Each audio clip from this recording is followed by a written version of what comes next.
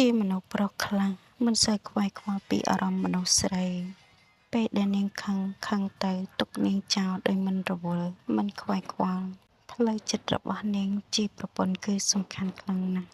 ពេលខ្លះទោះនាងឈឺក៏នាងទ្រាំធ្វើការក្នុងផ្ទះគ្រប់សពបែបយ៉ាងព្រោះតែទំនួលខុសត្រូវឈ្មោះជាម្ដាយឈ្មោះជាប្រពន្ធកុំភ្លេចថាទង្វើតូចដូចជាការខ្វាយខ្វល់ការយកចិត្តទុកដាក់និងការងារតូចក្នុងផ្ទះនេះវាជាចំណុច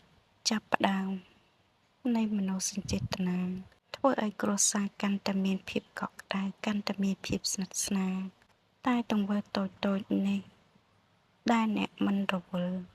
គិតថាវាមិនសំខាន់យូរទៅវាក៏អាចធ្វើឲ្យគ្រួសាររបស់អ្នកបាត់បង់នៅពេលមួយដែលនាងកំពុងតែស្ងៀមស្ងាត់អ្វីដែលអ្នកបានឃើញមិនដូចជាអ្វីដែលនាងកំពុងតែប្រឈមមុខទាំងផ្លូវចិត្តផ្លូវអារម្មណ៍បើស្រឡាញ់កូនរបស់អ្នកត្រូវមើលថែប្រពន្ធរបស់អ្នកផង